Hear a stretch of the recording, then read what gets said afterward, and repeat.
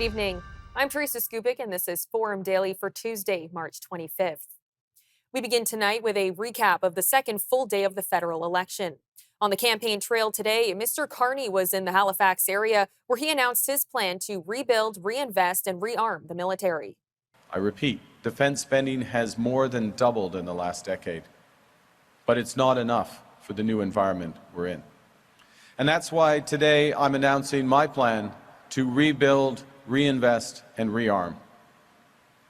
We will expand the capabilities of the Navy with new submarines and additional heavy icebreakers to defend the North. We will deliver an unprecedented acceleration of investment in our armed forces so that we can defend every inch of our sovereign territory, while helping to support and defend our allies abroad. Reporting from the Globe and Mail this morning says that agents of the Indian government allegedly interfered in the 2022 Conservative leadership race as part of a larger effort to cozy up to politicians in all parties.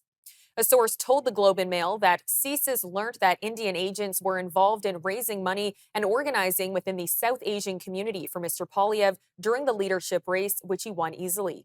But the source said that the CSIS assessment did not indicate that this effort was done in a sweeping and highly organized way. In response to the allegations, Prime Minister Carney was asked by the Globe and Mail for his response and if the removal of Chandra Arya was linked at all to the Indian government. I find it beyond baffling. I find it downright irresponsible that the leader of the opposition, day after day, month after month, year after year, refuses to obtain his security clearance. As a normal course in peacetime when times were tranquil, that's unacceptable then.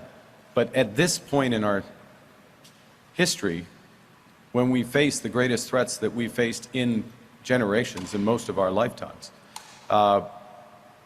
he has to answer for that. And he particularly has to answer for that given the reporting that I understand you did, you and your colleagues did today, and the lack of integrity in the Conservative leadership race.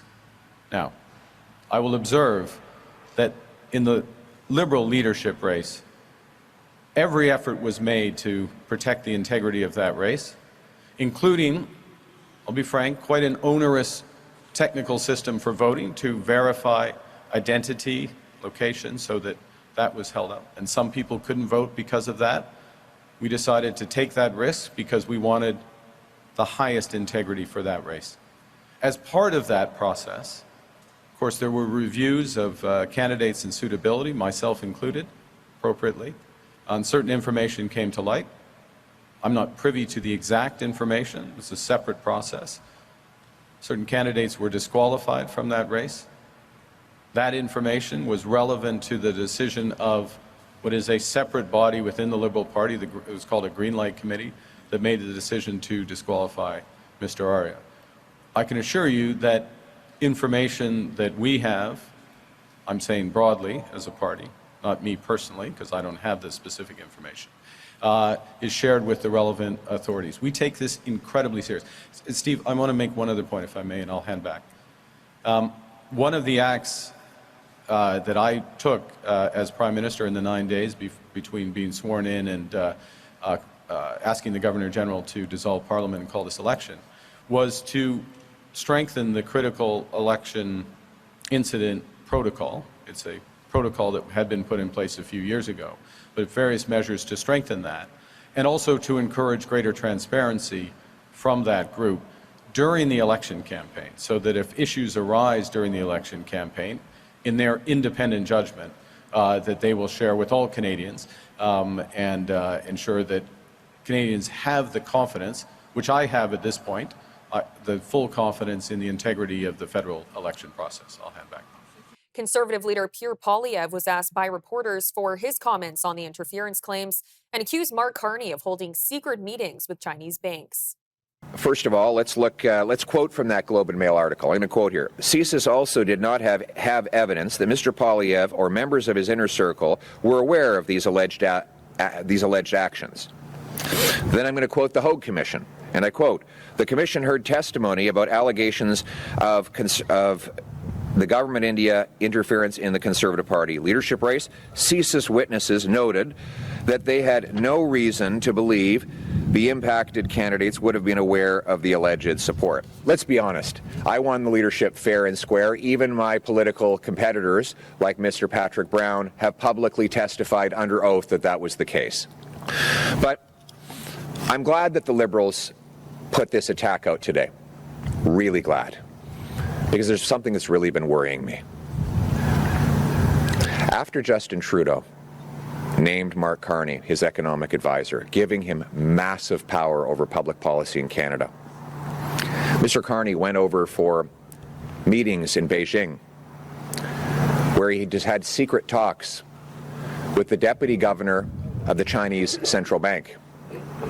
2 weeks later, Brookfield got a $250 million loan. What did they talk about? What did Mr. Carney in his role as Trudeau's economic advisor offer China? Why would he be having secret meetings with top government-controlled bankers about getting a $250 million loan while he was supposed to be acting in Canada's interest as the Prime Minister's economic advisor? Why would he be collaborating with a hostile foreign regime that we have since learned executed 4 Canadians and took numerous Canadians hostage for a lengthy period of time? And given that Mr. Carney knows that he still owns massive financial interests in Brookfield, which owes a $250 million to a Chinese state-controlled bank, how do we know he's not going to act against our interests in favor of his financial interests? Why didn't he stand in front of this microphone and confess to Canadians that he owes the Chinese government that kind of money?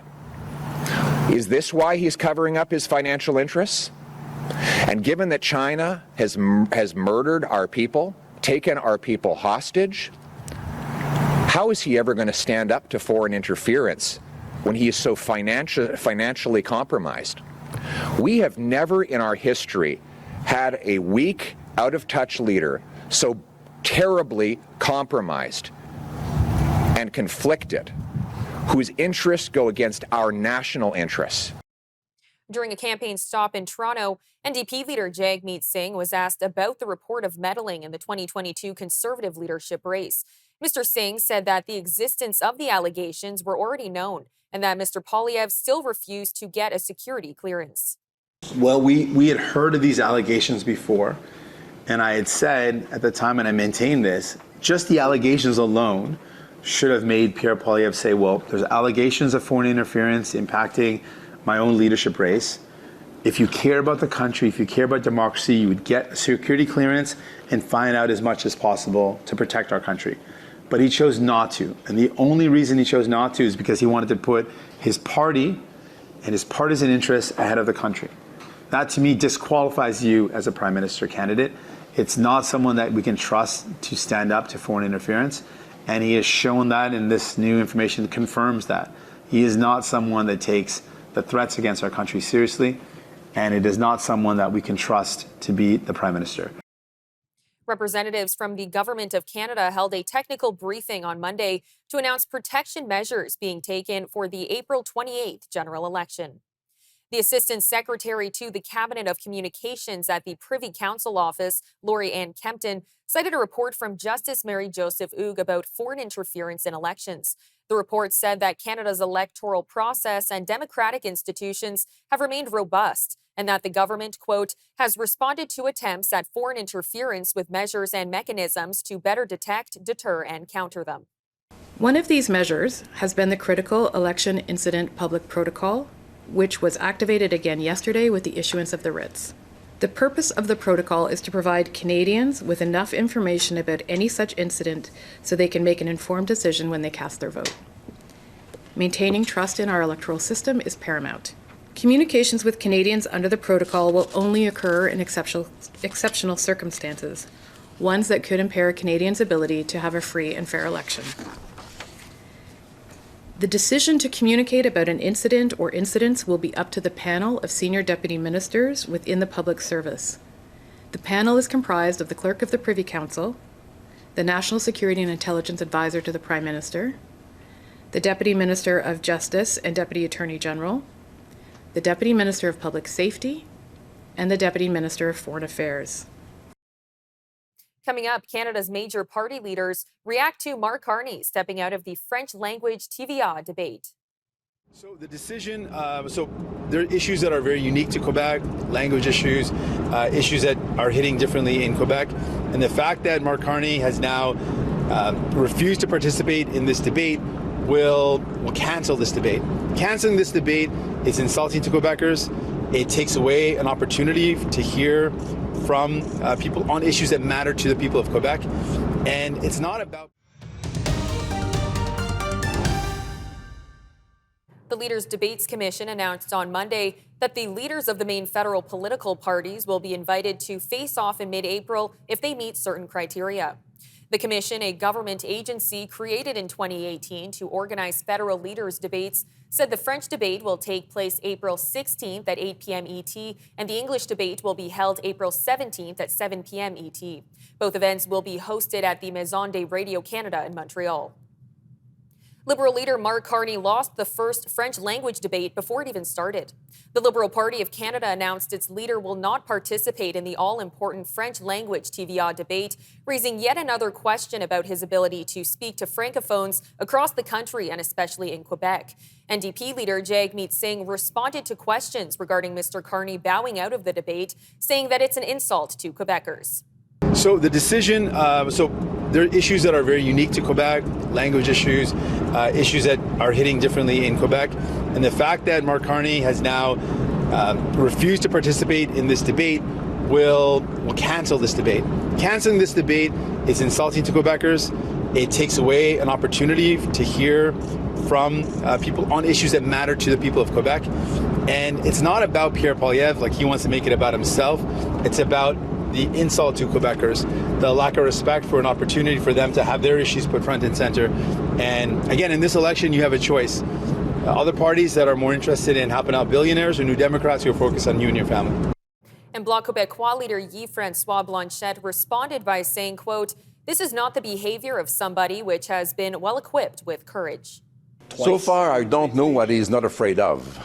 This guy is supposed to be strong enough to face Donald Trump, which is one of the biggest threats on democracy and freedom for a long time. I will face the guy. And then we say, hey, come in Quebec and discuss with us because you want us to vote for you. Oh, I won't go. And I have the perfect pretext. I say, us, the Liberal Party of Canada, we do not have $75,000. We're so poor. Yeah, I do believe that. So I'm saying to him, hey, let's come and face the music. Can I ask you, are you worried that this robs you of an important platform for yourself in an election campaign? That's the intention of Mr. Carney. I want to rob the Bloc Québécois, which I have refused to acknowledge so far, of a very important stage on which they could force me to reveal something of a program about which I have said nothing so far. This is not the behavior of somebody which has been well equipped with courage. When speaking with reporters in Quebec City, Mr. Blanchet was asked how he plans to compete with the two main parties who have promised tax cuts. He responded saying, quote, "I don't have to compete with that, but how the hell do you intend to do that?" I don't have to compete with that, but let me say something. How the hell do you intend to do that? One of the parties says we will cut the expenses. Okay, is it the right time to cut the expenses when the moment is more appropriate to support enterprise companies and jobs? And the other party says we will cut expenses and we will cut taxes. There's no way on earth one can manage that. You have to get more income to spend more. And if you do only cut and cut and cut, you will have to tell us where you will make those cuts. So it seems like instead of Mr. Carney convincing Mr. Poilievre to have a program, Mr. Poilievre has convinced Mr. Carney to have only slogans. Canada's chief electoral officer, Stephen Perreault, held a press conference in Ottawa on Monday to discuss services that Elections Canada will be providing to voters for the general election. Mr. Perreault noted that some Canadians may find themselves belonging to new or revised electoral districts with the implementation of the new representation of order, which came into effect on Sunday. Because of the redistribution exercise, electors may now find themselves in a new or revised electoral district. Of the 343 district, almost 300 have been modified in some manner. Electors do not have to wait for their voter information card to find their electoral district or to learn the ways and when that they can vote. So I encourage all Canadians to go to our website, elections.ca, for all the information they need in order to vote. That way they can make a plan early and choose the option that works best for them. The four main options remain essentially the same: voting in person on Election Day on the 20th of April, voting in person in one of the four advanced polling days from April 18th to 21, voting in person at a local Elections Canada office, or voting by mail. Mr. Perreault announced that there would be over 3 times as many advanced polling options for Indigenous communities across Canada, as well as the return of the Vote on Campus program. Over the last 2 years, we've been engaging with Indigenous communities across the country to build relationships and offer more flexible advanced voting options for communities that want such an option. All communities have been offered advance and election day voting service opportunities. I'm pleased to say that this early engagement will result in better services for Indigenous electors, especially when it comes to advance voting services. As we speak, we estimate that there will be some 400 advanced polling locations in Indigenous communities compared to 125 at the last election, so more than 3 times as many. This is part of our important and ongoing work to remove barriers to participation for Indigenous electors, which is a priority for Elections Canada. In addition, we are reintroducing Vote on Campus for this election. So this will be the first time that we offer the program outside of a fixed date election context. The Vote on Campus program gives students and others living or working near participating campuses the opportunity to vote by special ballot for candidates running in the district where they ordinarily reside, whether home is on campus or elsewhere in Canada. We have currently agreements in place with 119 post-secondary institutions across the country for 126 locations, which is more than we had in 2015 and in 2019. Now that we have an election date and given the timing of the election, we are working to confirm with those institutions that they will be able to host the Vote on Campus. We estimate that this service will be available to approximately 1.4 million students across Canada. Dates for Vote on Campus will be April 13 to April 16. He also emphasized that voting in person is still the simplest way to cast your ballot, while adding that those who plan to vote by mail should do so as early as possible, leaving enough time for their elections kit to arrive and be sent back by April 28th. President Donald Trump said on Monday that he would be placing a 25% tariff on all imports from any country that buys oil or gas from Venezuela, as well as imposing new tariffs on the South American country itself. In a Truth Social post, Mr. Trump said that Venezuela has been very hostile to the U.S., and countries purchasing oil from it will be forced to buy the tariffs on all trade to the U.S. starting April 2nd. Mr. Trump said that his social media post would serve as a notification to the policy of the Department of Homeland Security and other law enforcement agencies. And President Donald Trump also said on Monday that he may give a lot of countries breaks from the so-called reciprocal tariffs he's set to impose on foreign trade next week. Mr. Trump made the comment after Bloomberg and the Wall Street Journal reported on Monday that what is meant to be a global matching of tariffs imposed on U.S. goods starting on April 2nd, which Mr. Trump has touted as Liberation Day, may be far narrower and may exempt some countries and specific sectors. Well, I may give a lot of countries breaks, but it's reciprocal, but we might be even nicer than that. You know, we've been very nice to a lot of countries for a long time. But I call it Liberation Day. April 2nd is Liberation Day. But today, as you know, we did something with respect to Venezuela. You heard about that. And that will be quite important. We'll be announcing some additional tariffs over the next few days. having to do with automobiles, cars, and having also to do a little bit with lumber down the road, lumber and chips. We're going to get all those chip companies coming back. They're already coming back without even doing it. So it's been very good. But we'll be announcing some others. But for the most part, April 2nd will be a big day. That'll be Reciprocal Day. And we'll be bringing some of the money back that's been taken from us. Let's be nice by using the word taken. I don't want to use a stronger word because these guys are professional politicians and they don't like to hear those words. I refuse to use the word stolen from us, but not all tariffs are included that day. For instance, we'll do some. As you know, we have already done steel and aluminum, and that's at a 25% level. And we are going to be doing automobiles, which you've known about for a long time. We'll be announcing that fairly soon, over the next few days probably. And then April 2nd comes. That'll be reciprocal tariffs. But we may take less than what they're charging because they've charged us so much. I don't think they could take it. In other words, they've charged us so much that I'm embarrassed to charge them what they've charged us. But it'll be substantial. And you'll be hearing about that on April 2nd. And it will be Liberation Day because we'll be taking in large amounts of money for our country. And that's lower taxes and all of the things that are good. And jobs, a lot of jobs. Up next, Democratic Minority Leader Chuck Schumer calls for a probe into the war plan text messages story recently published by The Atlantic. If these detailed exchanges about coordinating military operations fell into the hands of America's enemies, it could get people killed. It could severely harm our military.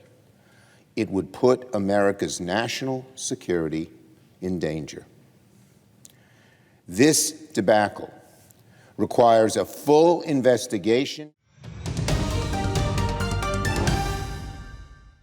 In a story posted online on Monday, The Atlantic magazine reported that top national security officials for President Donald Trump, including his defense secretary, texted war plans for upcoming military strikes in Yemen to a group chat in a secure messaging app that included the editor-in-chief for The Atlantic.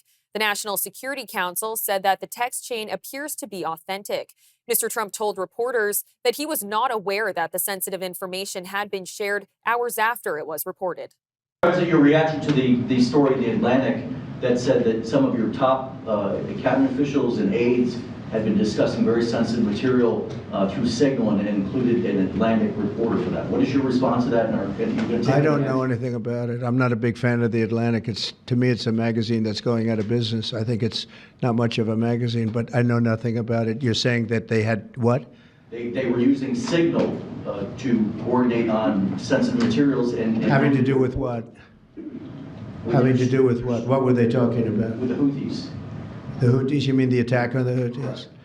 Well, it couldn't have been very effective because the attack was very effective. I can tell you that. I don't know anything about it. You're telling me about it for the first time. Anybody else? Editor-in-chief Jeffrey Goldberg reported that the material in the text chain, quote, contained operational details of forthcoming strikes on Iran-backed Houthi rebels in Yemen, including information about targets, weapons the U.S. should be deploying, and attack sequencing. When asked by reporters at Joint Base Pearl Harbor, Defense Secretary Pete Hegseth said, quote, no one was texting war plans. You're talking about a deceitful and highly discredited so-called journalist who's made a profession of peddling hoaxes time and time again, to include the hoaxes of Russia, or the fine people on both sides hoax, or suckers and losers hoax. So this is the guy that peddles in garbage. This is what he does. I would love to comment on the Houthi campaign because of the skill and courage of our troops. I've monitored it very closely from the beginning, and you see, we've been managing 4 years of deferred maintenance under the Trump administration. Our troops, our sailors were getting shot at as targets. Our ships couldn't sail through. And when they did shoot back, it was purely defensively or at shacks in Yemen. President Trump said, no more. We will reestablish deterrence. We will open freedom of navigation, and we will ultimately decimate the Houthis, which is exactly what we're doing as we speak from the beginning, overwhelmingly. I've heard I was characterized. Nobody was texting war plans. And Democratic Minority Leader Chuck Schumer is calling for a probe into the war plan text messages. If these detailed exchanges about coordinating military operations fell into the hands of America's enemies, it could get people killed. It could severely harm our military. It would put America's national security in danger. This debacle requires a full investigation into how this happened, the damage it created, and how we can avoid it in the future. If our nation's military secrets are being peddled around over unsecured text chains, we need to know that at once, and we need to put a stop to it immediately. Every single senator, Republican and Democrat, and independent, must demand accountability. If a government employee shared sensitive military plans like this, they'd be investigated and face very harsh consequences. Again, this kind of carelessness is how people get killed. It's how our enemies can take advantage of us. It's how our national security falls into danger. Mark Carney was asked whether he has any concerns about Canada sharing confidential information with the U.S. in light of a bombshell story published by The Atlantic yesterday. He said that Canada has a very strong intelligence partnership with the U.S. through Five Eyes, an intelligence alliance between several countries. I think that, I have had in various guises top secret security clearance here in Canada, elsewhere. I have it again. I'm aware that from time to time information leaks. It's a serious, serious issue. And all lessons must be taken from any of those, including in this circumstance. We have a very strong intelligence partnership with the Americans through Five Eyes. Mistakes do happen, but what's important is how people react to those mistakes and how they tighten them up. They don't deny the mistakes, but they are clear and transparent in addressing them. But I'll just say one other thing, if I may, about the broad thrust of your questioning, if I may interpret it. Our responsibility, my responsibility, is to plan for the worst, is to think about the most difficult evolution of the new threat environment, what it means for Canada, and how do we best protect Canada. And part of that response is to be more and more Canadian in our defense capabilities, more and more Canadian in our decisions, to take greater ownership. As I said in my remarks, and you've heard me say this before, we have to look out for ourselves. Canada's business leaders admit that reports of a possible softening of U.S. President Donald Trump's tariffs on April 2nd come as zero comfort. Canadian Chamber of Commerce Public Policy Chief Matthew Holmes says wide-ranging tariffs are still expected in the coming weeks and months. The Automotive Parts Manufacturing Association president says he's not confident anyone can deter the White House from levies, but he warns that Mr. Trump is putting the future of the heavily integrated North American auto sector at risk.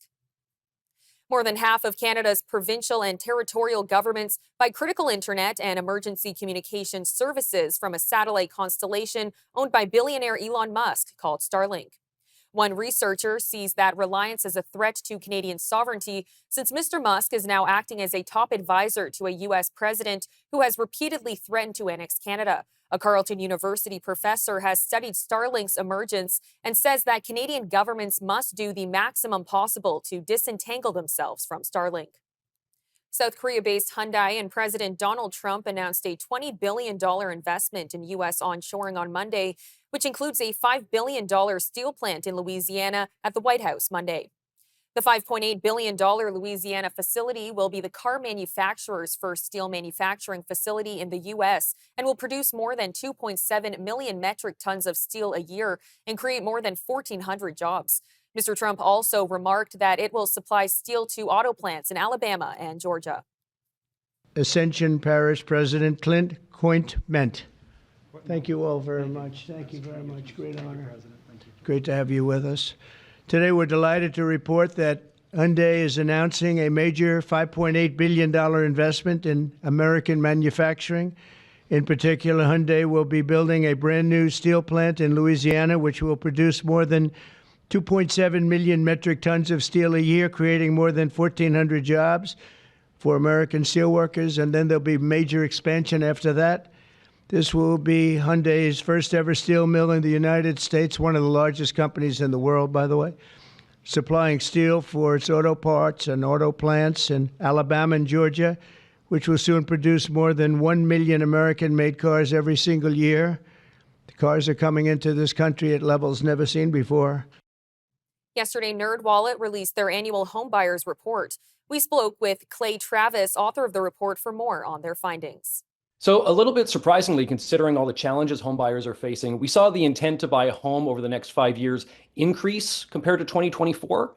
Last year, it was 49%, and this year was up slightly to about 54%. So you can tell that home buying intent it persists. You can see it as a good thing, whereas Canadians, they do see value in home ownership, or you could see it as a sign of desperation, where people really don't have any other option for providing for their financial future. 86% of non-homeowners told us that there is an obstacle preventing them from getting into the market right now, versus about 60% for homeowners. So we see that there are some higher economic challenges for non-homeowners versus homeowners.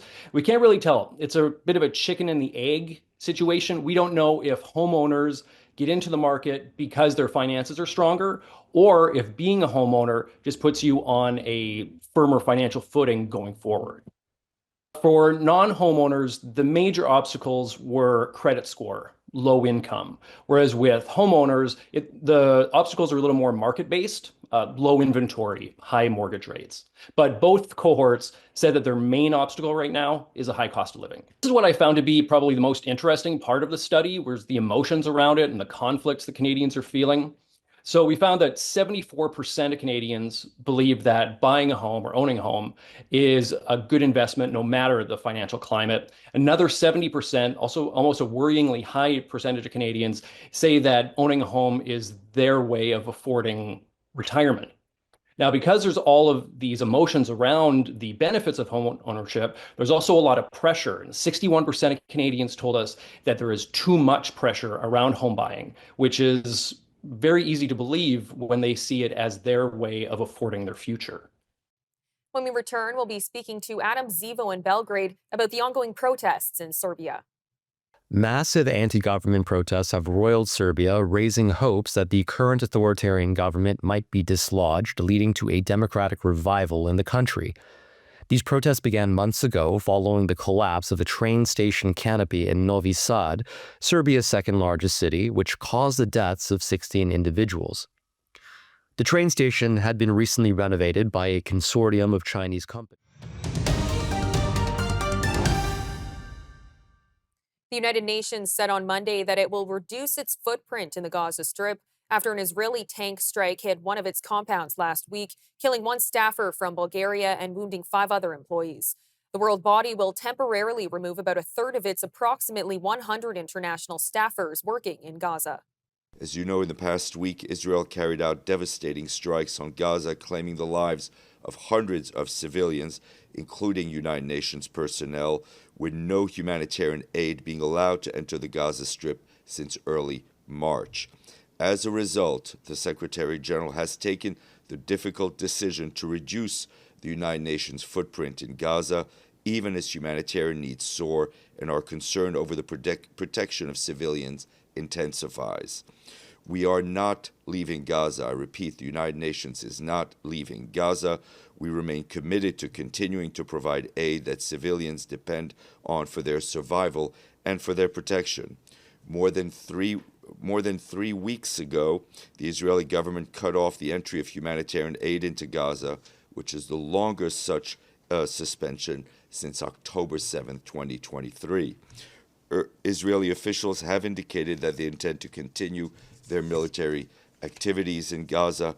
Based on the information that is currently available, the strikes hitting a UN compound in Deir el-Bala on March 19th were caused by an Israeli tank shell. The strikes claimed the life of a UN colleague from Bulgaria and left 6 others from France, Moldova, North Macedonia, Palestine, and the United Kingdom with severe injuries, some of them life-altering. The location of this UN compound was well known to all the parties in the conflict. And I reiterate that all parties to the conflict are bound by international law to protect the inviolability of United Nations premises. A 19-year-old has died in a hospital in Serbia, the 16th fatality of the collapse of a concrete canopy at a train station last November.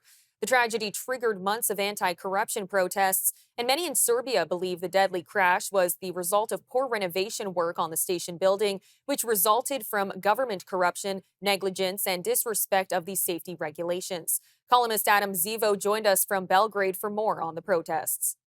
Massive anti-government protests have roiled Serbia, raising hopes that the current authoritarian government might be dislodged, leading to a democratic revival in the country. These protests began months ago following the collapse of the train station canopy in Novi Sad, Serbia's second-largest city, which caused the deaths of 16 individuals. The train station had been recently renovated by a consortium of Chinese companies as part of China's Belt and Road Initiative and was part of China's plans to connect Budapest to Athens via high-speed rail. These renovations began in 2021 and finished in mid-2024, just months before the canopy fell apart. Concerns were raised about the quality of the work done by this Chinese consortium, the lack of transparency in the procurement process, and the high possibility that the project funds were largely embezzled. These protests have been led by students, but since late January have grown to include a wide spectrum of society. Religious conservatives marched beside far-left anarchists. Over 300,000 Serbians marched on the streets of Belgrade earlier this month, which is the largest protest to occur in the country in over 20 years. At every protest, there is a 15-minute moment of silence in recognition of the Novi Sad train station disaster. The protesters have been united in their opposition to corruption and are calling for reform and public inquiries. They also want new elections and the establishment of a technocratic interim government composed of apolitical experts to ensure that these elections are run fairly. There is widespread discontent with President Aleksandar Vučić, who has been in power since 2014. Vučić and his Serbian Progressive Party are popularly seen as a gang of criminals who rule through coercion and theft. Now, Serbia has been considered somewhat of a mafia state since the 1990s. Following the dissolution of Yugoslavia, rule of law has been weak at best, and government officials have long maintained close connections with organized crime. For example, in the early 2000s, the country had a glimmer of hope when Zoran Đinđić was elected as prime minister, but Đinđić was assassinated on the streets of Belgrade in 2003 by the Serbian secret police no less, after he tried to clamp down on organized crime. Since Vučić came into power, though, the country has only grown increasingly authoritarian. Public sector employees are fired from their jobs if they don't vote for Vučić and the Serbian Progressive Party, or if they don't show up to pro-government protests. Vučić exerts deep control over the national media. The country's main cable providers are state-owned, and they refuse to carry television channels which are critical of the government. Instead, they only broadcast pro-government channels that relentlessly attack opposition figures while ignoring any news stories that might reflect poorly on Vučić and his cronies.